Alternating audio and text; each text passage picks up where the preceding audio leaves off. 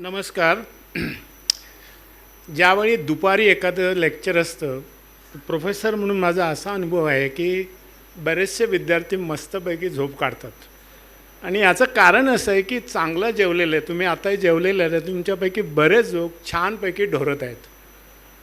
तर माझा मोठा प्रश्न असा आहे की तुम्हाला जागं कसं ठेवायचं, आणि जर ते करायचं असेल तर मला काहीतरी नवीन माझ्या लेक्चरमध्ये तुम्हाला सांगितलं पाहिजे. व्यासपीठावरती मान्यवर जे बसलेले आहेत, आता मी सगळ्यांची नावं घेत नाही कारण मलाही टाईम आहे माझ्या लेक्चरसाठी. मी फक्त मला इंग्रजीमध्ये बोलायची जरा परवानगी द्या कारण मी लवकर बोलू शकेन, पण काही गोष्टी मी मराठीत बोलेन. तर जे टायटल आहे ते इंग्लिशमध्ये आहे, पण त्याचं मी मराठी जे भाषांतर केलं आहे तुमच्यासाठी ते हायड्रोजन आणि शेत कचरा म्हणजे पालापाचोळा शेतकऱ्याचे उत्पादन वाढवेल का आणि पर्यावरणाचे संरक्षण करेल का. आता हा मोठा प्रश्न आहे कारण उद्याच आपला जागतिक पर्यावरण दिवस आहे आणि त्या दृष्टीनं मी माझे काही विचार मांडलेले आहेत. काही विचार हे अत्यंत निराळे आहेत, तुम्हाला ते विचार करायला होतील. तर कदाचित तुम्हाला माहिती असेल की पॅरिसमध्ये 2015 साली there was a conference of the international communities. 195 देशांनी भाग घेतला आणि त्याचं कारण असं होतं की जगाचं तापमान हे वाढतं आहे. किती उकाडा होते तुम्ही बघा, आताच बघा दुपारी तुम्ही सारखे फॅनकडे बघत आहात. जरा जोरात झाला असता तर बरं झालं असतं.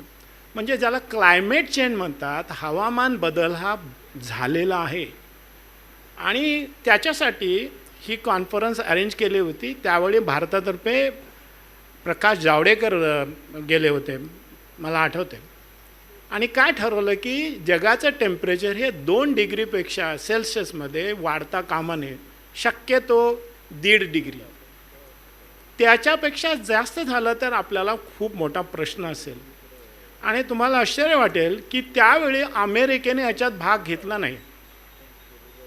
गेल्या वर्षी एप्रिलमध्ये ज्यावेळेला जो बायडेन प्रेसिडेंट झाला, त्यांनी ज्यावेळेला हे परिसंवाद आयोजित केला क्लायमेटवरती, हवामानावरती, त्यावेळेला अमेरिका पहिल्यांदा याच्यात आले आणि ते म्हणाले की हो, आपण जगाचं तापमान कमी केलं पाहिजे. तर शेतकरी याच्यात काय करू शकतो? शेतकरी काय म्हणणार, मी तर माझं चांगलं मस्तपैकी पीक काढतो आहे, ऊस लावतो आहे, पाणी घालतो आहे, माझा काय संबंध आहे पर्यावरणाचा? तर मी त्याबद्दल तुम्हाला सांगणार आहे. आणि त्यावेळी ही कल्पना आली की त्याला नेट झिरो म्हणजे शून्य कार्बन विरहित असं जग असलं पाहिजे. पण ते शक्य आहे का? नाही. आपल्या शरीरावर जे सगळं आहे ते कार्बन आहे, आपली बॉडी कार्बन आहे, हायड्रोजन आहे, ऑक्सिजन आहे. मग कार्बन विरहित जग म्हणजे काय की कार्बन डायऑक्साईड हा पर्यावरणामध्ये गेला. तुम्हाला नेहमी सरकार सांगतात, काही संस्था सांगतात की झाडं लावा, झाडं लावा. तुम्ही किती झाडं लावू शकाल? त्यालाही काहीतरी मर्यादा आहेत. मग त्याच्यावरती काय दुसरे पर्याय आहेत? कार्बन डायऑक्साईड, त्याला डिकार्बनायझेशन म्हणतात, की ज्याला डिकार्बनायझेशन म्हणजे डिकार्बनायझेशन ऑफ द इकॉनॉमी म्हणजे काय, अर्थकारण हे कार्बन विरहित करता येईल का? आणि आपण सकाळपासनं इथेनॉल, शुगर हे सगळ्या गोष्टी ते बघतोय. ओके. तर गेल्या वर्षी ग्लासगोमध्ये आपले पंतप्रधान गेले होते. त्यावेळी ह्या विषयावरती परिसंवाद झाला आणि भारताने असं सांगितलं की 2050मध्ये काय आम्ही शून्य करू शकत नाही, 2070मध्ये करू. म्हणजे आपल्याला 20 वर्ष तुम्ही जास्त द्या. मी म्हणेल का आपले शास्त्रज्ञ ते करू शकणार नाहीत, आपल्या इंडस्ट्री ते करू शकणार नाहीत? जरूर करू शकतो. परंतु आंतरराष्ट्रीय क्षेत्रामध्ये ज्यावेळा काही आपण कमिटमेंट करतो त्यावेळा ती वचनं देतो ती पाळावी लागतात. म्हणून 2070 सांगितलं आहे. पण माझा स्वतःचा असा विश्वास आहे की हे 2040-45पर्यंत झालेलं असेल. कारण ज्यावेळा एखादी टेक्नॉलॉजी, तंत्रज्ञान ज्यावेळा प्रश्न निर्माण करते त्यावेळा दुसरी टेक्नॉलॉजी तो प्रश्न सोडवतो. तुम्हाला कदाचित आठवतही नसेल, आता 20 वर्षापूर्वी तुम्ही मोबाईल फोन बघितला नव्हता. आता प्रत्येकजण किंवा भाजीवाली बाईसुद्धा मोबाईलवरती हे घेते. शेतीमध्ये त्याचा खूप उपयोग होऊ शकतो. तर उदाहरणार्थ कार्बन डायऑक्साईड जे आहे, कार्बन डायऑक्साईड ज्यावेळा हे कोविडच्या पूर्वीच्या काळात म्हणजे जानेवारी 2020मध्ये आपला कार्बन डायऑक्साईडचं प्रमाण 410 ppm होतं. 410. 2020 सगळे उद्योगधंदे बंद होते, सगळं काही चालू होतं. आणि त्या काळात जगातल्या जितक्या रिफायनरीज आहेत त्या रिफायनरीमध्ये 97.4 मिलियन बॅरल्स इतकं क्रूड ऑइल प्रोसेस करायचं. त्या काळात ते खाली येऊन 85पर्यंत आलं. आणि तुम्हाला आठवत असेल की क्रूड ऑइल निगेटिव्ह झालं. 10 एप्रिल 2020 रोजी क्रूड ऑइलची किंमत निगेटिव्ह झाली. याचा अर्थ काय? ऋण झालं. याचा अर्थ काय की ठेवायला जागा नाही. आणि त्यावेळी लोक असं म्हणाले की जर क्रूड ऑइलची किंमत ही $60 नाही झाली तर ही इंडस्ट्री बंद करावी लागेल. अमेरिकेमध्ये टेक्सासमध्ये $7 बिलियन फ्रॅकिंग इंडस्ट्री बंद करावी लागली. मला आम्हाला नकोच, आता काय फायदा होणार नाही. आणि आता बघा, रशिया युक्रेन युद्धामध्ये $130 पर्यंत गेलं आणि त्याचा मोठा परिणाम झाला. आणि सकाळी त्याच्याबद्दल गडकरी साहेब बोलले. त्याचं कारण काय की कार्बन डायऑक्साईड कुठनं येतो? आपण जे फ्युएल वापरतो, इंधन वापरतो, त्याच्यातनं ते कार्बन डायऑक्साईड येतो. तर आत्ता कालची अशी आहे की 420.69 इतकं प्रमाण वाढलेलं आहे. म्हणजे जगाचं तापमान वाढणार आहे. आपल्याला सुखसोयी सगळ्या पाहिजे आहेत, परंतु तापमान वाढू देता कामा नये. मग काय केलं पाहिजे याच्यासाठी? आणि जर आपण केलं नाही, टेक्नॉलॉजिकल ॲडव्हान्सेस केले नाही, तर 2250 रोजी आपण जिवंत असणार नाही. त्यावेळी जग बुडी येईल. ज्याला जग बुडी म्हणतात ते होणार आहे. म्हणजे याचा अर्थ शास्त्र आणि तंत्रज्ञानानेच केलं पाहिजे.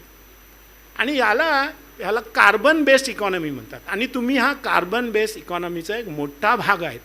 साखर कारखाना हा यातला एक मोठा भाग आहे.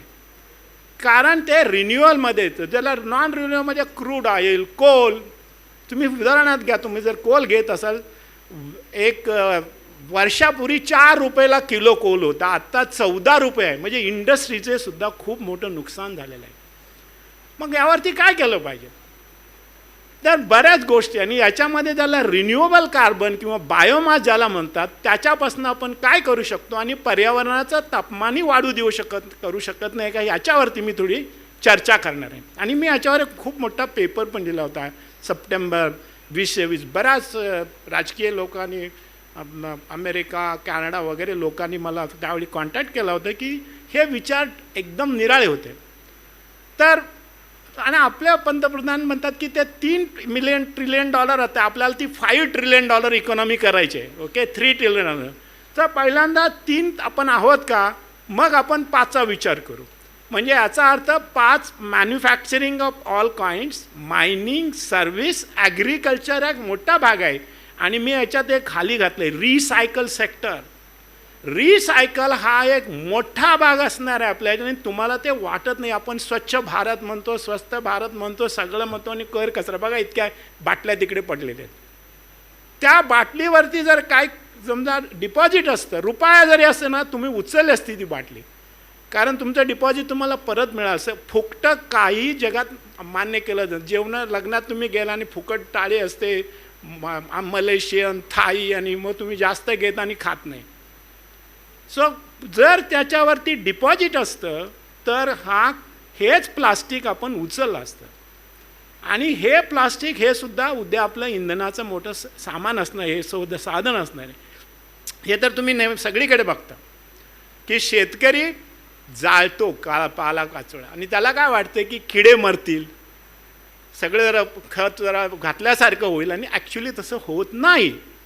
त्याला माहीत नाही की हे आपल्या देशामध्ये 300 मिलियन टन्स इतकं हे जाळला जातो. आणि ही संपत्ती आहे. आणि ही संपत्ती ही त्याला माहीत नाही. त्याला वाटते की मी जाळलं म्हणजे माझं काम झालं. मी तर सांगेन, जसं साखर कारखान्यामध्ये विठ्ठलराव विखे पाटलांनी सुरू केलं ते सहकारी साखर कारखाने, आता तुम्हाला नवीन सहकारी साखर कारखाने केले पाहिजे. त्याचं नाव असेल पाला-पाचोळा सहकारी साखर कारखाना किंवा पाला-पाचोळा संपत्ती कारखाना तुम्हाला. आणि हे कशासाठी मी म्हणतोय, कारण जे जितकं आपण त्याला बायोमास म्हणतो त्याला घन केलं पाहिजे. पहिल्यांदा त्याला कॉम्पॅक्ट करून ते नेलं पाहिजे. आणि तर आताच्या जे तुमचे जे सहकारी कारखाने असतील ते ह्या बायोमासवरती बेसलेले असतील. आणि तुम्ही जर आता जर दिल्लीला वगैरे गेला तर तुम्ही जाऊ शकत नाही, कारण एवढं फॉग असतं तिथं, धुकं असतं. तर आणि दुसरा मोठा प्रॉब्लेम आहे, तुम्ही मगापासून बोललात की आता साखर कारखाना, वॉटर एक्सपोर्ट म्हणजे पाणी विकणारा कारखाना होईल, कारण ऊसामध्ये तुम्हाला माहिती आहे 12% समजा जर साखर असेल तर बाकीचं काय आहे त्याच्यामध्ये, बाकीचं तर पालापाचोळा आणि पाणी, म्हणजे ते पाणी तुम्हाला काढलं पाहिजे. सध्या 76 मिलियन लोकांना प्यायला पाणी नाही आणि 100 मिलियन म्हणजे 10 कोटी लोकांना ते व्यवस्थित पाणी नाही आणि 54% लोकांना extremely high stress of water. आपण नेहमी काय करतो, उन्हाळ्याच्या दिवसात आपल्याला माहिती आहे की पाणी नाही म्हणून मग सांगतो म्युन्सिपाल्टी अल्टरनेट डे म्हणजे दर दिवसा आड करतं किंवा असेच काहीतरी उपाय केला. आणि पहिल्यांदा कारखाने बंद केले जातात, तुम्हाला माहीत आहे ना, कारखाने बंद केलं तर मूर्खपणा त्याच्यासारखं काही नाही. तुमची पॉलिसी चुकीची आहे म्हणून कारखानासुद्धा तुम्हाला उत्पन्न देतो, त्याच्यावरही लोक जीवन त्यांचं चाललेलं असतं. तुम्ही रॅशनिंग करता पाण्याचं, परंतु पाणी कसं वापर, आपण इस्रायलचं नेहमी उदाहरण देतो परंतु त्यांच्यासारखं आपण काही करत नाही. मी तर म्हणेन प्रत्येक ठिकाणी, जसं तुम्ही शुगर इंडस्ट्री ही वॉटर झिरो इंडस्ट्री झाली पाहिजे. शुगर इंडस्ट्रीमध्ये पाणी तुम्ही विकायला पाहिजे, तुम्ही घेता कामा नाही सरकारनं. तुम्हाला माहिती आहे केमिकल फॅक्टरीजमध्ये, मी कन्सल्टंट आहे, मी डायरेक्टर आहे, मला माहिती आहे की एकदा तुम्हाला परवानगी दिली की तुम्हाला पाणी दिलं जात नाही. तुम्ही किती पण प्रोडक्शन वाढवा, तुम्हाला तेच पाणी झिरो लिक्विड डिस्चार्ज, त्याला असं नाव आहे. तामिळनाडूमध्ये होतं, मी त्या कमिटीचा मेंबर पण होतो, आम्ही गेलो होतो की सगळं टेक्स्टाईल मिलचं पाणी बाहेर येतं, त्याला काय करायचं, ही परिस्थिती आलेली आहे. मग साखर कारखान्याला सुद्धा पाणी असेल आणि आपले वॉटर इंटेन्सिव्ह क्रॉप की ज्याला पाणी चिकार लागतं. तुम्हाला माहिती आहे तुम्ही नुसतं ऊस लावत नाही, तुम्ही दुसरी पण पिकं काढतात. म्हणजे जसं हे आहे, भात आहे, कॉटन आहे, ऊस आहे, सोयाबीन आहे, गहू आहे, ही सगळी पिकं अशी आहेत की त्याला चिकार पाणी लागतं, परंतु तुम्ही ते खायला पण लागतात. मग याचा अर्थ आपल्याला काहीतरी शुगर ॲग्रिकल्चर तुम्ही रिसर्च करतात ना, तुम्ही त्याच्यावर केलं पाहिजे की how to decrease the water content, water requirement of this plants. कारण तापमान वाढलेलं आहे, बरोबर आहे. म्हणजे जी पूर्वीची जी व्हरायटी आता यायची नाही, त्याच्यासाठी तुम्हाला नवीन व्हरायटी तयार केली पाहिजे. अनफॉर्च्युनेटली आपल्या देशामध्ये जेनेटिकली मॉडिफाईड क्रॉपवरती बऱ्याच लोकांनी पॉलिटिकल प्रश्न झाला आहे. तो जेनेटिक मॉडिफाईड क्रॉप हे असलंच पाहिजे, म्हणजे कमी जमिनीपासून जास्त पीक आलं पाहिजे, कमी वेळामध्ये ते पीक आलं पाहिजे. तुम्हाला माहिती आहे ना, मगाशी तुम्ही बोललात की ऊस हे आळशी शेतकऱ्याचं पीक आहे. त्याला काय वाटतं की बांधावर जाऊन बसायचं, पाणी सोडायचं आणि वाटेल तसं खत मारून टाकायचं. मग त्याच्यात ते कीटकनाशक वाटेल तशी मारायची आणि त्याचा वास येते म्हणून दारू प्यायचे, असे प्रकार चाललेले असतात, बरोबर आहे. मग तुम्ही कसं करणार. आणि पाणी हे जर राईस, तर तुम्हाला मी सांगतो उदाहरणार्थ किती लागतं, 3000 ते 5000 लिटर वॉटर 1 किलो राईस बनवण्यासाठी इतकं पाणी लागतं. मग तुम्ही काय विचार केला का, तर मी तुम्हाला याच्यावरती सोल्युशन पण सांगतो. नंतर तुमचं कॉटन घ्या, 22,500 लिटर पाणी 1 किलो कॉटनसाठी लागतं. नंतर नॉर्मली कसं असतं की जनरली पिकांना फक्त 300-500 मिलीमीटर पावसाची गरज असते, पण ऊसाला 1500 ते 2500 मिलीमीटर हे लागतो पाऊस, आणि 1500 ते 3000 लिटर पाणी लागतं 1 किलो साखरण्यासाठी. म्हणजे तुम्ही विचार करा, साखर उद्योग हा पाण्यावरती अवलंबून आहे. आणि आता आपण काय म्हणतो की पाणी साखर उद्योगाने एक्सपोर्ट केलं पाहिजे. तर कसं केलं पाहिजे ते, सो याच्यावरती उपाय. सोयाबीन हे खूप मोठं पीक आता आलेलं आहे, मला वाटतं 12 मिलियन टन आपलं हे आहे, प्रोटीन हे म्हणजे चांगलं हे, त्याला 900 लिटर पाणी लागतं 1 किलो सोयाबीनसाठी. आणि तुम्ही जर हे केला तर गहू 900 लिटर पाणी लागतं. म्हणजे ही जी सगळी जी पिकं आपण करतो ह्याच्यात पाणी चिकार वापरलं. सो टेक्नॉलॉजी म्हणजे काय, पाणी कसं कमी केलं पाहिजे, पाणी कसं वापरलं पाहिजे परत, आणि त्याच्यावरती काही सोल्युशन आहेत का. आणि आपण मगाशी बोललो की आपण चिकार खत पण वापरतो, कीटकनाशकं वापरतो, कमी करू शकत नाही का? करू शकतो. आणि त्या दृष्टीनं मी हे मध्ये एक स्लाईड अशी घातलेली आहे, तुम्हाला गमतीशीर वाटेल, परंतु केमिकल इंडस्ट्री तुमच्या समोर जे जे आहे ते सगळे केमिकल्स आहेत. आणि कित्येकदा राजकारणी लोक म्हणतात अरे आमच्याकडे केमिकल फॅक्टरी नको. केमिकल फॅक्टरी सोडून काय पण ते डिस्टिलरी काढा, पण अरे डिस्टिलरीमध्ये पण केमिकलच आहे ना ते. पण लोकांना ते कळत नाही. जर तुम्हाला या कुठल्याही तुमच्या समोर जे माणसांनी बनवलेले पदार्थ आहेत त्यातले जर 3 तुम्ही असे दाखवले की जे केमिकल शिवाय बनवलेले आहेत, तुम्हाला 100 मिलियन पाऊंड स्टर्लिंग पारितोषिक राहिले. 2008 पासून कोणी समोर आला नाही की मला द्या म्हणून. आणि जर तुम्ही म्हणाला मला केमिकल नको, एक विद्वान मध्यंतरी माझ्याबरोबर डिस्कशनला आले, म्हणाले की आम्ही सगळ्या केमिकल फॅक्टऱ्या बंद करणार आहेत. मी म्हटलं तुम्ही औषध घेतलं होतं का? तो का सकाळी ब्लड प्रेशरचं किंवा डायबिटीसचं? तुम्ही कपडे वापरता का अंगावरती? चष्मा वापरता का? काय वापरता तुम्ही? जंगलात जावं लागेल वल्कलनेसम. तर तुम्ही तसं बोलू नका. तर त्याच्याबद्दल मला असं म्हणायचं आहे की बघा आपल्याला जे बायोमास आहे ना, आता आपण फक्त एक चिपाडा एक भाग आहे त्याच्यातला. जितके जितके ॲग्रिकल्चरल रेसिड्यूज आहेत सगळे जे आपण टाकतो, आपण फक्त त्यातले 10 ते 20 ते 30% गोष्टी आपण वापरतो, बाकीच्या सगळ्या फेकून दिल्या जातात.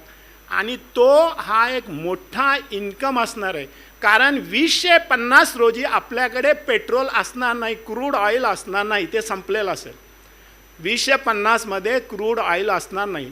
मग त्याला आपण बायो रिफायनरी हा पर्याय जो सांगतो तो कसा केला पाहिजे, त्याच्यात हायड्रोजनचं मत मी सांगणार आहे. म्हणजे या गोष्टी ज्या आहेत. आणि दुसरी गोष्ट सांगतो तुम्हाला याच्यामध्ये. दुसरी गोष्ट अशी आहे की म्हणजे प्रत्येक गोष्ट तुम्ही जरी रिफायनरी घेतली, आत्ताचं क्रूड घ्या, पेट्रोल घ्या, केरोसिन घ्या, काही घ्या, किंवा बायो रिफायनरी घ्या, यातनं शेवटी कार्बन डायऑक्साईड बाहेर येतो. आणि तो कार्बन डायऑक्साईड हा पर्यावरणाचं नुकसान करतो. आणि ज्यावेळा आपण बायो रिफायनरी म्हणतो, ज्यावेळा आपण भुसापासून म्हणतो, याचा अर्थ ते कार्बन न्यूट्रल होतं. कारण मग ते फोटोसिंथेसिस होतं वगैरे वगैरे. ऑइल रिफायनरीमध्ये ते होत नाही. म्हणून ऑइल रिफायनरीमुळे जगाचं टेम्परेचर वाढलेलं आहे. तर त्याच्यासाठी काय केलं पाहिजे? कार्बन डायऑक्साईड रिफायनरी हा कन्सेप्ट आला. म्हणजे कार्बन डायऑक्साईड हा सोर्स घेऊन त्याच्यापासून केमिकल्स, फ्युएल्स, मटेरियल्स सगळ्या गोष्टी बनवायच्या. अनदर प्रॉब्लेम म्हणजे दुसरा प्रॉब्लेम असा आहे which we are facing across the world की 2025 प्रत्येक माणूस 1.16 kg वेस्ट डेली, 1 किलोपेक्षा जास्त टाकाऊ गोष्टी करणार, म्हणजे फेकणार आहे. तुम्ही विचार करा, त्यावेळेला 8 बिलियन 8 अब्ज लोकसंख्या असेल. आणि तर याचा अर्थ तुम्हाला म्युनिसिपल सॉलिड वेस्ट ग्राउंड पुरणारच नाहीत.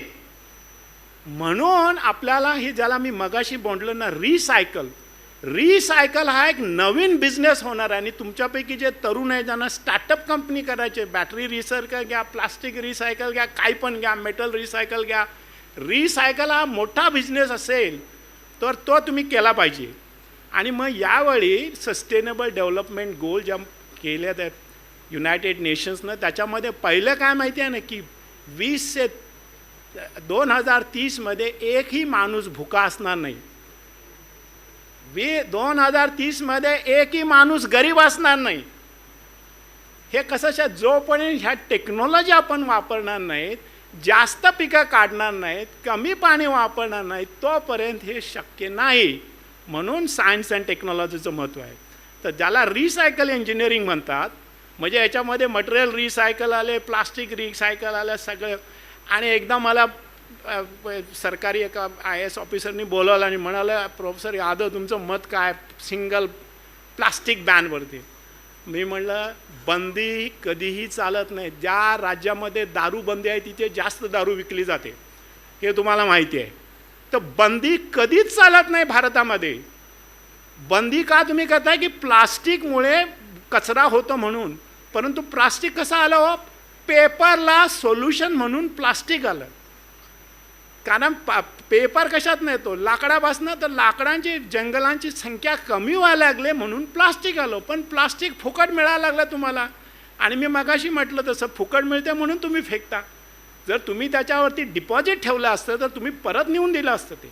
तर जसं तुमच्या घरी एखादा मुलगा सकाळी न्यूजपेपर टाकायला येतो, पेपर टाकायला, तसा दुसरा मुलगा आला आणि प्लास्टिक कलेक्ट करायला लागला तुमच्याकडनं, दुधाची बॅग असेल किंवा अजून कसली बॅग असेल, तर आणि तो म्हणाला, तुम्ही म्हणाला माझे पैसे दे का, मी ₹1 डिपॉझिट दिला आहे, त्यातले त्यांनी 5 पैसे घेऊन 95 तुम्हाला दिले, तरी ती इकॉनॉमी वाढेल. कितीतरी मुलाला धंदा. मी त्या सेक्रेटरीला बोललो, तो मला अरे नाही आम्ही डिसिजन घेतला आहे बॅन. मी म्हटलं मला कशाला बोलवलं, बॅन जर करायचं तर माझा कशाला वेळ घालवतो, मी काय थोडाच अडाणी माणूस आहे. मी तुम्हाला सांगतोय बॅन चालणार नाही. तुम्ही उलट लोक धाडी घालतील, लाचलुचपत वाटेल, सगळं वाढेल. आणि जिथे तिथे उदाहरणार्थ तुम्हाला ट्रॅफिक जाम, साईड स्टोरी म्हणून सांगतो, तुम्ही जेव्हा 3000 टन ठेवताना पोलीस त्याच्यात हे श्रीमंत असतात, कारण 3000 कोणी देत नाही. तो म्हणतात ₹200 दे आणि जा, मी तुला पावती देत नाही. सो हे सोल्युशन असतं ना. तर त्यांनी जर ॲडमिट केलं असतं की हो आम्ही डिपॉझिट ठेवू. आणि आयर्लंडमध्ये हा प्रयोग केला आणि त्यांनी असं अनुभवलं की कितीतरी प्लास्टिकचा कचरा कमी झाला, प्लास्टिक सगळं कन्झम्पशन कमी झालं. मग भारतात नाही का करू शकत? आपली तर 1.41 बिलियन 141 कोटी लोक आहोत, आपण करू शकतो हे. आणि जर नाही केलं तर आपल्याला 3 पृथ्वी लागतील, आपल्याला 3 पृथ्वी राहतील आणि आपल्याकडे फक्त एकच पृथ्वी आहे, लक्षात घ्या. सो वेस्ट जी आहे ते जे श्रीमंत देश आहे ते जास्त करतात, गरीब देश कमी करतात. तर आता याचाच आहे संबंध बघा, म्हणजे किती वेस्ट. मग तुमचा पालापाचोळं असेल काय, 1.6 billion tons of CO2 equivalent इतका जातो. आणि 2050 तो 2.38 billion tons of CO2 equivalent जाईल. आणि हे आपल्याला कमी करायचं आहे. आणि याच्यात तुम्ही प्रत्येकजण भागीदार असणार आहात, लक्षात घ्या. मगाशी जसं पाटील म्हणाले तसं काय प्रिन्सिपल रिड्यूस, म्हणजे आपण कमी कन्झम्पशन केलं पाहिजे, रियूज केलं पाहिजे, रिसायकल केलं पाहिजे, रिकव्हरी शून्य झालं पाहिजे. जर आता पुण्यामध्ये समजा 5000 टन कचरा रोज येत असेल, तो दरवर्षी तो कमी होऊन एके दिवशी तो शून्य झाला पाहिजे. हे मोठं काम आहे. ओके. आणि ह्याच्यासाठी सगळ्यांची हे त्याला रिसायकलिंग, मगाशी मी म्हटलं ना, रिसायकलिंग ही मोठी इंडस्ट्री असेल. आणि सो हे एक अनादर गोष्ट. आणि त्याला तुम्हाला सांगतो, रिसायकलिंग हे युरोपमध्ये आणि अमेरिकेमध्ये खूप मोठा ग्रोथ आहे त्याचा, 8% इंडस्ट्री ती वाढते. मग भारतात का नाही? तुम्ही ते केलं पाहिजे. साखर कारखान्याचा पालापाचोळा आणि चिपाडा हा एक भाग आला त्याच्यातला. थोडक्यात काय मला म्हणायचं की एनर्जी आणि एन्व्हायरमेंट ज्याला ऊर्जा आणि पर्यावरण हे लिंक्ड आहेत, हे दोन्हीचे संबंध आहेत. आणि we have to take care of it. तर कसं केलं पाहिजे? तर तुम्हाला एक उदाहरण सांगतो की मगाशी मी 1.5 डिग्री आणि 2 डिग्री बोलू. 2020 35 गिगाटन कार्बन डायऑक्साईड ॲटमॉस्फिअरमध्ये गेला. आणि जर आपल्याला 1.5 डिग्रीच टेम्परेचर करायचं असेल 2050 वाढलेलं, तर 25 गिगाटन कार्बन डायऑक्साईड गेला पाहिजे. याचा अर्थ 25 गिगाटन कार्बन डायऑक्साईडचं तुम्ही फ्युएल वापरूच नका. मग त्यासाठी मी सोल्युशन सांगतो. ब्रह्मा विष्णू महेश आपण नेहमी म्हणतो, किंवा ख्रिश्चन लोक फादर गॉड आणि होली स्पिरिट म्हणतात, ट्रिनिटी. माझ्या दृष्टीने सायंटिफिक ट्रिनिटी म्हणजे काय? सोलर एनर्जी, विंड एनर्जी आणि हायड्रोजन एनर्जी. आत्ता मी हायड्रोजनबद्दल का सांगतो इतकं पोट तिडकीने ते सांगतो.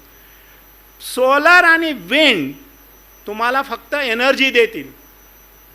तुम्ही म्हणाला की इलेक्ट्रिक व्हेकल 2030 सगळे अरे इलेक्ट्रिक व्हेकलला इलेक्ट्रिसिटी पाहिजे ना, ती इलेक्ट्रिसिटी कुठनं येणार? ते इलेक्ट्रिसिटीसुद्धा बनवायसाठी आपल्याला सोलर किंवा विंड. आणि त्याच्यातलं तुम्हाला आकडा सांगतो, भारत सरकारचं खूप मोठं ॲम्बिशन आहे. तर 450 गिगावॅट सोलर पॉवरसाठी $500 बिलियन लागणार. $500 बिलियन तो एक मोठा भाग असेल इंडस्ट्रीचा. परंतु सोलर पॅनल ज्यावेळेला खराब होतील त्यावेळेला त्याचं काय, त्याचं रिसायकलिंगची इंडस्ट्री तुम्ही आताच विचार करा. जे आहेत पार्ट्स त्याचं काय करायचं. आणि मी याच्यामध्ये फक्त हायड्रोजन एकच अशी गोष्ट आहे की जे आपल्याला मटेरियल देईल, फ्युएल देईल आणि सगळं देईल. म्हणून मी हायड्रोजनचे गुणगान गातोय. तर ही पॉलिसी फेब्रुवारी 17 रोजी महाराष्ट्र पॉवर मिनिस्ट्रीने सांगितलं की हायड्रोजन आणि अमोनिया ही आपली पॉलिसी असेल. म्हणजे 50% एनर्जी ही हायड्रोजन आणि अमोनियामधनं आली पाहिजे. आता हायड्रोजनविषयी पण अजून तुम्हाला गमती सांगेल मी. आणि ते काय, अमोनिया हा एनर्जी कॅरियर आहे. तुम्ही अमोनिया स्प्लिट केला तर त्यातनं नायट्रोजन आणि हायड्रोजन येतो. तो अमोनियाचे फ्युएल सेल असतील, अमोनियाचे इंजिन्स असतील. ओके, जसे हायड्रोजनचे IC इंजिन आपण बनवू शकतो. आणि गडकरी साहेब त्यांच्याकडे त्या हायड्रोजनचं हे आहे. ओके, त्यांनी मला स्वतः सांगितलेलं आहे ते. तर याच्यासाठी काय, आपलं वॉटर आणि एअर, पाणी आणि हवा हेच आपलं हे असेल. हवेमधनं नायट्रोजन आणि पाण्यामधनं हायड्रोजन आणि ऑक्सिजन. मी त्याच्यावरती रिसर्च केला गेले कित्येक वर्षे. आणि त्यांनी सांगितलं की मी $1 किंमत केली पाहिजे. मी $1 हायड्रोजन प्रोड्यूस करू शकतो. आणि मी गव्हर्नमेंटला सांगितलेलंच आहे. का हायड्रोजन? कारण हायड्रोजन, लोकांना वाटते की हायड्रोजनमध्ये हायड्रोजन बॉम्ब. हायड्रोजन म्हणजे हायड्रोजन बॉम्ब नाही, तो डिटोरियम आणि ट्रिटियम वगैरे. हायड्रोजन हा एअरपेक्षा म्हणजे हवेपेक्षा 14% हलका आहे. गेला तर हवेत बघून निघून जातो. तो डेंजरस नाही आहे. पेट्रोल आणि डिझेल हे हायड्रोजनपेक्षा जास्त घातक आहे. हे मी जर तुम्हाला सांगितलं पटेल का? पण माझ्याकडनं हे घ्या आणि लक्षात ठेवा, hydrogen is a safer fuel than anything else. And परंतु ते कसं आहे, म्हणजे 2 व्हीलर 3 व्हीलर किंवा काही मोठ्या गाड्या म्हणजे हायड्रोजन फ्युएल सेल करता येईल, किंवा मोठे ट्रक व्हॅन्स याच्यामध्ये हायड्रोजन IC इंजिनमध्ये आपण वापरू शकतो. म्हणजे तुम्ही साखर कारखानदाराने आता हायड्रोजन बनवायचा विचार करा. प्रॉब्लेम काय साखर कारखाने, की ते का म्हणतात अरे दर मिळत नाही. माझं पण शेअर आहे साखर कारखान्यामध्ये, मला माहिती आहे दर मिळत नाही. कोणी 2300 देतो, कोणी 3200 देतो, तो कसा जास्त देतो. याचं कारण तुम्ही फक्त साखर हेच उत्पादन बघता. त्याच्याशी असोसिएट असलेल्या गोष्टी ते तुम्ही उत्पादन मानत नाही. तो पालापाचोळासुद्धा, ज्यावेळा बायोडिझेल हा प्रकार आला भारतामध्ये, लोकांनी बायोडिझेलचे किती कारखाने काढले, कारण सरकारने जमिनी दिल्या, त्यांना जमीन पाहिजे होती, ढापायची होती बायोडिझेल. परंतु त्या बायोडिझेलमध्ये जे फक्त ते सीड्स, त्या बियातनं तुम्ही काढताय, बाकीच्या झाडाचं काय, त्याचासुद्धा उपयोग झाला तरच तुम्हाला लक्षात घ्या. बायोडिझेलला सबसिडी नसेल तर ते परवडणार नाही. इथेनॉलला सुद्धा सबसिडी आहे, म्हणूनच तुम्हाला त्याच्यात आनंद वाटतो. आणि ज्या वेळा सबसिडी असते त्यावेळा शेतकरी आरामात वगैरे सबसिडी मिळते. सबसिडी याचा अर्थ तुमची टेक्नॉलॉजी चांगली नाही. सबसिडीचा अर्थच आहे टेक्नॉलॉजी. मग आपण फर्टिलायझर सबसिडी देऊ, हे देऊ, प्रत्येक ठिकाणी एफिशियन्सी बघितली पाहिजे. आणि हायड्रोजनला मी का सांगतोय, कारण बघा हायड्रोजन आपण लक्षात घेऊ. हायड्रोजनच्या बाबतीत दुसरी एक गोष्ट ती अशी आहे की हायड्रोजन तुम्ही जर बाकीचे ज्या बायका जळण जातात वूड राईट चुलीमध्ये, इथेनॉल घ्या, कोल घ्या, डिझेल घ्या, बायोडिझेल घ्या, म्हणजे पेट्रोल घ्या, ऑइल घ्या, प्रोपेन, मिथेन, LPG, काय हायड्रोजनची डेन्सिटी, एनर्जी डेन्सिटी सगळ्यात जास्त आहे. म्हणून हायड्रोजन, आणि हायड्रोजन जळला की पाणी तयार होतं, दुसरं काहीच होत नाही. बाकीच्या व्हेकलमध्ये तुम्ही इथेनॉल जळला तर कार्बन डायऑक्साईड येतोच ना बाहेर. तर उदाहरणार्थ म्हणून हायड्रोजन इकॉनॉमीबद्दल मी बरेच आर्टिकल लिहिले, ओपिनियन हे इंटरनॅशनल जर्नलमध्ये लिहिले. बघा हायड्रोजन असला तर काय होईल, कार्बन डायऑक्साईड आपण घेऊ, त्याच्यापासून सिंथेटिक फ्युएल तयार करू, पेट्रोल, डिझेल, मिथेन सगळं तयार करता येईल. जर हायड्रोजन असेल तर ट्रान्सपोर्टेशनमध्ये आपल्याला वापरता येईल. ओके, काही प्रॉब्लेम नाही. नंतर त्यावेळेला तुम्ही बायोमासचं तुम्ही पायरोलिसिस करता, लक्षात घ्या बरेच केमिकल सांगितलं तुम्ही पायरोलिसिसमध्ये. त्या पायरोलिसिसचं जे ऑइल बाहेर येतं ते तुम्ही कुक केल्यानंतर त्याला हायड्रोजनच लागतो. हायड्रोजन करून त्याची क्वालिटी वापरावी लागते बायो ऑइलची, नाहीतर ते वापरत नाही, ते काळं असं तुम्हाला दिसेल.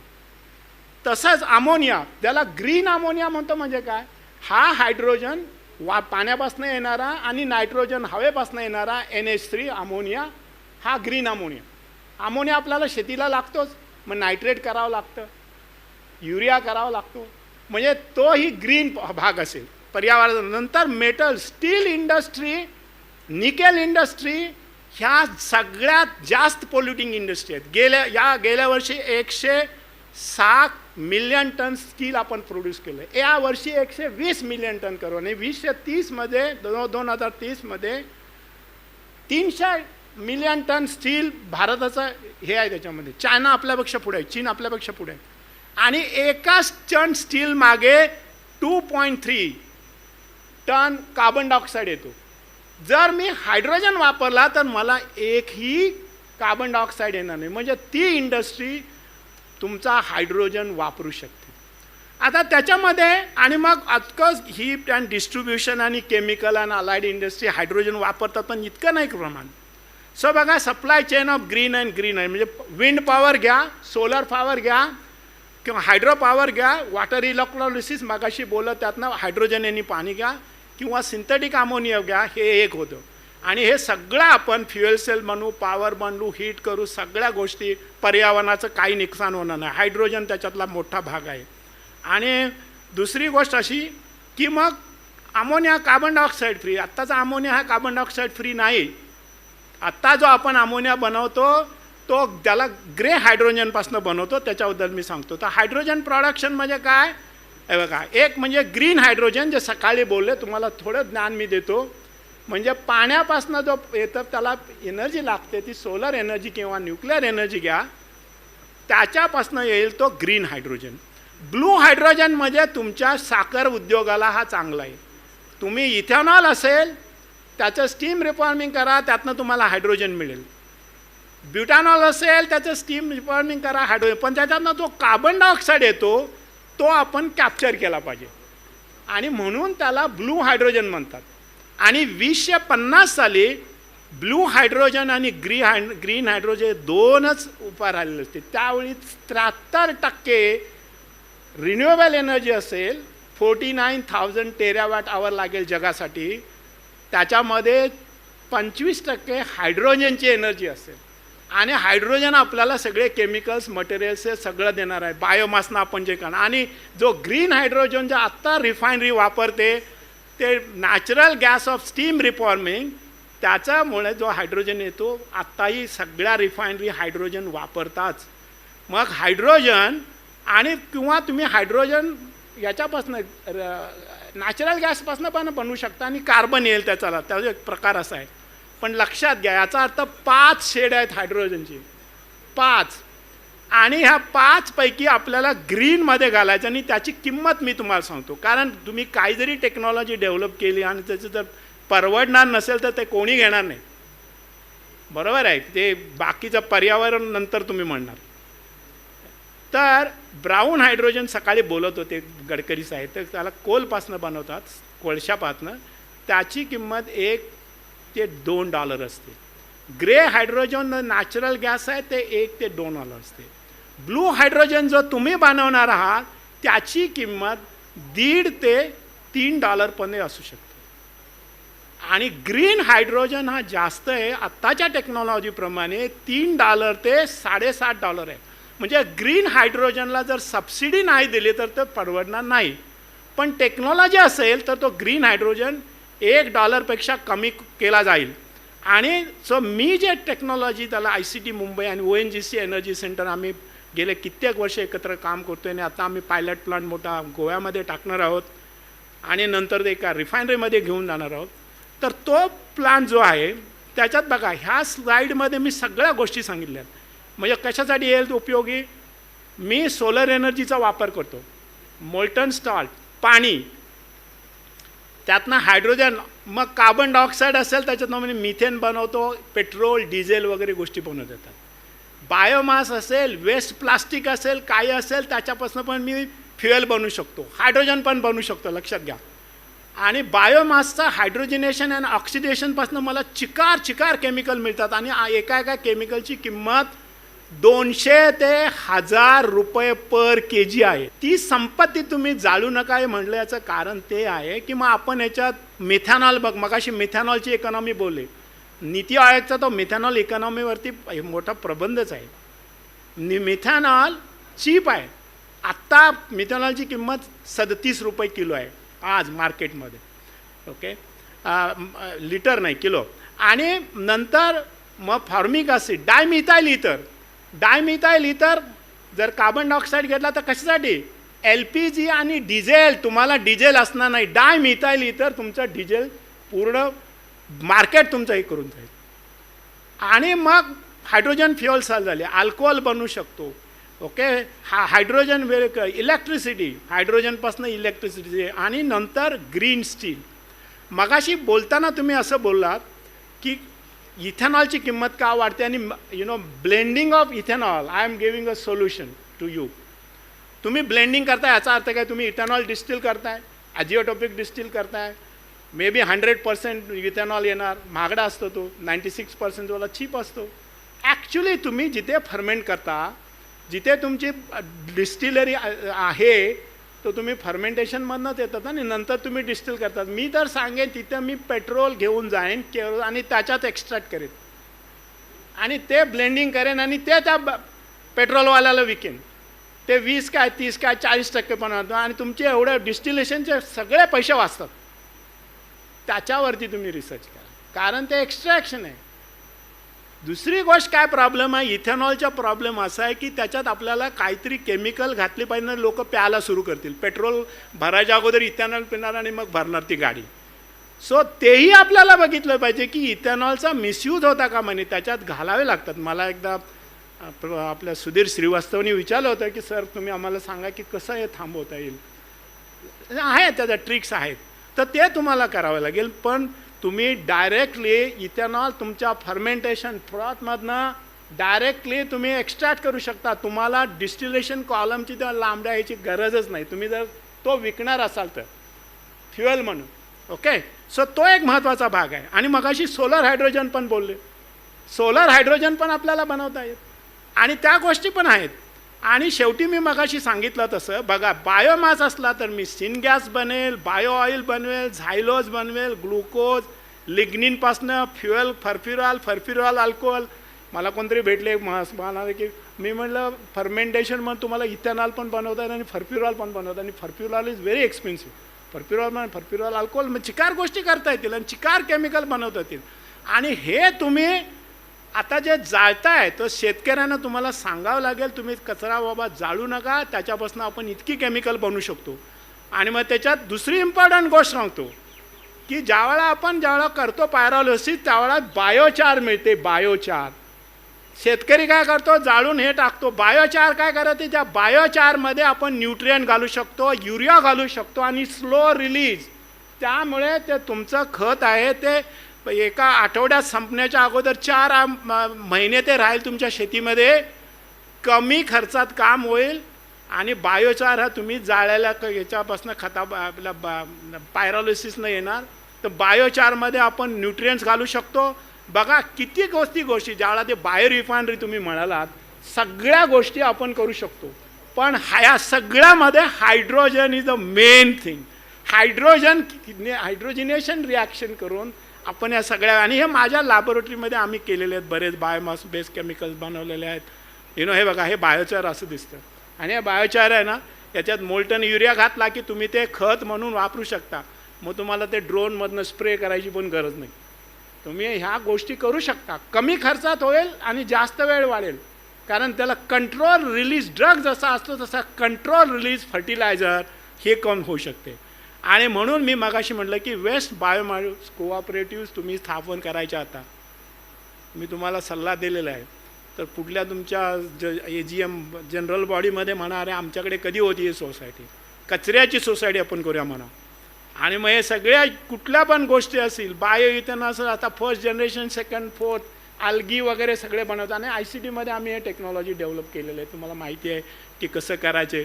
आणि दुसरी गोष्ट काय माहिती आहे काय, किंमत कशी वाढते, तुम्ही दुसरे इथेनॉलपासून कितीतरी केमिकल आपल्याला बनवतात येतील, कितीतरी केमिकल बनवता येतील. पण मी तुम्हाला अजून एक धोक्याची सूचना देणार आहे, ते जरा मला ऐका थोड्या वेळाने, की मग आपण ॲसिटिक ॲसिड बनवू शकतो. ॲसिटिक ॲसिडची किंमत आता 120 रुपये किलो आहे आत्ता मार्केटमध्ये, किती महागडं झालं. सो व्हॉट इट मीन्स, तुम्ही शुगर केनमधनं तुम्ही सेल्युलोज, हेमिसेल्युलोज, लिग्निन काढा आणि तुम्ही यातनं अनेक केमिकल्स तुम्ही बनवू शकताय. आणि हे जे आहेत मग सगळे forest crops, agricultural crops, sewage, animal residue, cow dung, cattle feed, municipal solid waste, सगळ्या गोष्टी. तुला मला एक गोष्ट सांगतो की मी भारत सरकारच्या वेस्ट मॅनेजमेंट कमिटीचा चेअरमन आहे. मी भारतात बऱ्याच संस्थांना प्रोजेक्ट्स अप्रूव्ह केलेले आहेत आणि आमचा हेतू काय की टेक्नॉलॉजी डेव्हलप केली पाहिजे आणि ती भारतीय लोकांनी वापरली पाहिजे. भारत सरकार खूप मदत करते, पण कित्येक लोकांना माहिती पण नाही की असा एक मोठा प्रोग्राम आहे. 2 दिवसापूर्वीच मी त्या कमिटीत मीटिंगला गेलो होतो. मग आपल्याला जर इतक्या गोष्टी असतील, बघा किती फीडस्टॉक आपण बनवू शकतो. नावं त्यातली नुसती नावं एवढ्या आपण केमिकल बनवू शकतो. बेन्झीन, टोल्युईन, झालीन जे आत्ता आपण बनवतो ते पण याच्यापासून बनवू शकतो. मग का नाही, ते सगळे हायड्रोजनेशन रिॲक्शन्स आहेत, हे लक्षात घ्या. म्हणजे हायड्रोजन हा आपला मोठा आधारस्तंभ, म्हणून मी ट्रिनिटी, त्रिमूर्ती ज्याला मी म्हटलं, त्याच्यामध्ये हायड्रोजनचं नाव याच्यासाठी घातलं. मग दुसरं बायोडिझेलमध्ये ग्लिसरॉल, जर तुम्ही ग्लिसरॉलपासून दुसरी केमिकल नाही बनवलं तर त्या बायोडिझेलला तुम्हाला किंमत मिळणारच नाही. तुम्हाला कायम सबसिडीचीच वाट बघावी लागणार. तर म्हणून ग्लिसरॉलपासून जवळजवळ 2 डझन केमिकल बनवतं. हे बघा, एथिलीन ग्लायकॉल, 1,3-प्रोपेनॉल, 1,3 आणि हे ज्याला बायोप्लास्टिक म्हणतात ना, त्याच्यामध्ये हे वापरलं जातं. ओके, हे बघा बायोचार. सो कित्येक गोष्टी आहेत की ज्याच्यामध्ये मी केमिकलची नाव वाचत नाहीत. आहे तुम्हाला चित्र काहीतरी भिंतीवर काढल्यासारखं वाटेल, परंतु ही केमिकलची स्ट्रक्चर आहे त्या. तर आणि बघा ग्लिसरॉल कुठं का, ॲनिमल फीडस्टॉक, बायोटेक्नॉलॉजी, बऱ्याच ठिकाणी मी जो ग्लिसरॉल एकदम चीप को प्रॉडक्ट आहे तो सगळ्या ह्याच्यामध्ये मिळतो. ओके, सो मला काय म्हणायचं आहे की आत्ता तुम्हाला मी बेसिक प्रश्न विचारणार आहे की इथेनॉल फ्युएल म्हणून वापरावं का. सकाळपासून आपण ऐकतो की इथेनॉल. मी म्हणतो काही थोडे दिवस वापरा, काही थोडे दिवस वापरा, मे बी 5-6 वर्ष वापरा, नंतर वापरू नका. याचं कारण असं आहे, तर मी मगाशी बोललो ऑइल रिफायनरी आणि बायो रिफायनरीमध्ये दोन्हीकडे हायड्रोजन लागतो, ऑक्सिजन लागतो. आणि मग आपल्याला जर चीप हायड्रोजन, ग्रीन हायड्रोजन मिळत असेल तर आपण केमिकल बनवू शकतो. तुम्ही बघा, इथेनॉलपासून आपण हायड्रोजन बनवू शकतो, इथेनॉलपासून हायड्रोजन बनवू शकतो. ओके, बायो हायड्रोजन तुम्ही मगाशी बोललात, आपण एन्झायमॅटिक वगैरे वगैरेपासून बनवू शकतो. इथिलीन ग्लायकॉल आहे. ओके, नंतर ग्लिसरॉल आहे. आणि हे बघा इतके केमिकल्स, ही सगळे केमिकल्स 300 रुपये पर किलोपेक्षा जास्त आहेत. 300 रुपये पर किलो. मग का नाही बनवायची ती. तर ह्या गोष्टीमध्ये सगळ्यात महत्त्वाचं आहे की जी रिफायनरी आताची आहे त्याच्याविरुद्ध बायो रिफायनरी. आणि तुम्हाला इंटरेस्टिंग गोष्ट असतो, तुम्हाला मी जर असं बोललो की तुम्हाला ऊस लावायची गरजच नाही ना आपण साखर बनवू शकतो, तुम्ही हसाल, बरोबर आहे. कारण या बायो प्रोसेसमध्ये C5 आणि C6 ज्याला पेंटोज आणि हेक्झोज बनतात, त्याच्यात थ्रू फर्मेंटेशन होऊन इथेनॉल होतं. तर हेक्झोज आणि पेंटोज आपण बनवू शकतो कुठल्याही पालापाचोळ्यापासून आणि त्याच्यापासून साखर बनवू शकतो. तंत्रज्ञान इतकं विकसित झालेलं आहे. तर तुम्हाला आणि त्याच्याकडे तुम्ही लक्ष दिलं पाहिजे. नुसतं साखरेवरती लक्ष देऊ नका, बाकीच्या ज्या गोष्टी आहेत ना त्याच्यावरती लक्ष द्यायचं. किती गोष्टी बनवू शकतो बघा. आणि सगळ्या हायड्रोजन, फर्फ्युराल आहे, इस्टर्स आहेत. महत्त्वाचा प्रश्न असा आहे की माझ्याकडे 1 किलो जर ऑइल असेल, आत्ताचं क्रूड ऑइल, त्याच्यातनं मला 32 मेगाजूल फ्युएल मिळतं आणि 0.2 म्हणजे 200 ग्राम केमिकल मिळतात. आणि जर मी 1 किलो बायो इथेनॉल घेतला, बायो इथेनॉल किंवा बायोमास, त्यातनं मला फक्त 6 मेगाजूल एनर्जी मिळते आणि परंतु 8 किलो केमिकल मिळतात. तर कुठलं केलं पाहिजे. तर त्याचा असा अर्थ आहे की जर मी आता कन्वर्ट केलं, 2 मिनिटात टाइम खत्म हो गया sir. I'm going to finish it. So if you convert that into actual thing, 215 barrels per second आत्ताची जी कपॅसिटी आहे. जर मी बायोमास घेतला तर फक्त 10 बॅरल पर सेकंद होईल. आणि जर मी केमिकल केले तर 320 बॅरल पर सेकंद होईल. याचा अर्थ बायोमासपासनं केमिकल बनवणं हे सगळ्यात चांगली गोष्ट आहे. बायोमासपासनं एनिवे मी आता, आणि नंतर मी बायो इथेनॉलबद्दल पण मी मिथेनॉल इकॉनॉमीबद्दल बोललो नव्हतो. आणि प्लास्टिक वेस्टपासनं आपण रिपॉलिमर करू, डिपॉलिमरायझेशन करू शकतो. ह्या प्लास्टिक वेस्टपासून केमिकल्स बनवू शकतो. आणि स्टीलबद्दल मी मगाशी बोललो, हायड्रोजन असेल तर सगळं स्टीलचं पॉल्युशन निघून जाईल. आणि हायड्रोजनची कॉस्ट ही मोस्ट इम्पॉर्टंट, आणि इलेक्ट्रोलायझरची कॉस्ट. जर तुम्ही वॉटर स्प्लिटिंग करत असाल, मी तुम्हाला त्याचाही सल्ला दिला. आणि फ्युचरमध्ये ही कॉस्ट $2 पर kg असली तरच परवडणार आहे, लक्षात घ्या. सो हायड्रोजन डिमांड वाढेल आणि सगळीकडे 10 पटीने वाढणार ज्यावेळा आपण 2050ला जाऊ त्यावेळेला. आणि सर्क्युलर इकॉनॉमीमध्ये सुद्धा हायड्रोजनचाच उपयोग होणार आहे, सर्क्युलर इकॉनॉमीमध्ये सुद्धा. आणि फायनली आपण ज्याला ग्रीन इकॉनॉमी म्हणतात, बायो इकॉनॉमी म्हणतो, सर्क्युलर, या सगळ्यामध्ये hydrogen will have a major role to play. Okay okay okay so finally this is my last but one slide, की तुम्हाला सांगतो जर हायड्रोजन जर सक्सेसफुल व्हायचं असेल तर सोसायटीने ॲक्सेप्ट केलं पाहिजे. Society must accept hydrogen economy आणि that is going to happen. मग तुम्ही कोचेस असतील, व्हॅन्स असतील, सगळ्या गोष्टी असतील. आणि हायड्रोजन सेफ्टीबद्दल मी तुम्हाला सांगेल की hydrogen is safer than conventional fluids. And finally Swami Vivekananda said this, each work has to pass through 3 stages: radical, opposition and acceptance. पहिल्यांदा लोक तुमची थट्टा करतात, निंदा करतात, पण सगळ्यात शेवटी ते ॲक्सेप्ट करतात. ओके, से स्वामी विवेकानंद हायड्रोजनच्या बाबतीत असंच होणार आहे. So what is the way forward? Green hydrogen will be the saviour of the world.